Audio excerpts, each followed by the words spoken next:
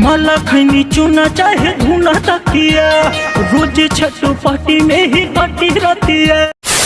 हाल बा भाई लोग, आज फिर से हम बात करे वाली बानी भोजपुरी इंडस्ट्री के कुछ कलाकारों के बारे में, जिनका वीडियो आजकल खूब वायरल तो नहीं हो रहा लेकिन खूब बेकार वीडियो आ रहा है। मतलब उन सब का गंदा गंदा सॉन्ग आ रहा है। इसी के साथ मैं अपना बकचोदी स्टार्ट करता हूँ। तो भाई लोग बगैर कोनो लड़ा सुन के ना आप लोग वीडियो देखिए।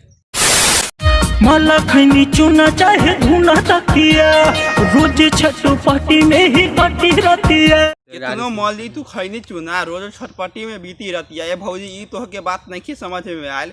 एगो गाना रहे केकरो सुनले रही कि खैनी खा के डालेला भत्तार तो बड़ी गुदगुदी होला, आ तोहके खैनी खा के डाली चाहे कुछो करी तो तोहर के कुछो नहीं होके होई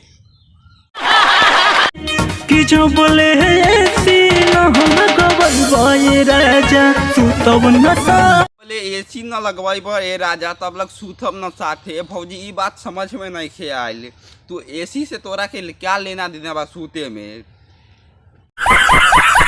हाथ से हिलावा धाके तू ही पिया बेना से तू ही धके हिलावा पिया बेना किए। भौजी हमरा लागल तू आरो कुछ ओकरा के सरवा के हिलावेला कहबू, लेकिन हमके लागल नहीं कि तू बेने कहबू हिलावेला।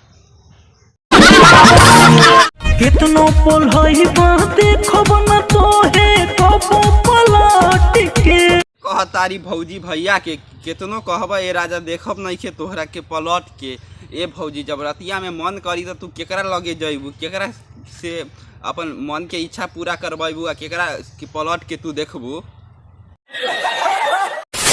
सब हमार वीडियो अच्छा लागल होखी तो रउआ सब बेगर लाइक कर नहीं के जाई, चैनल के सब्सक्राइब जरूर करके बेल आइकन दबा ली ताकि हमारे ऐसे ही न्यू वीडियो आप तक भाई साहब सबसे पहले पहुँचे। तब तक के लिए भाई साहब बाय।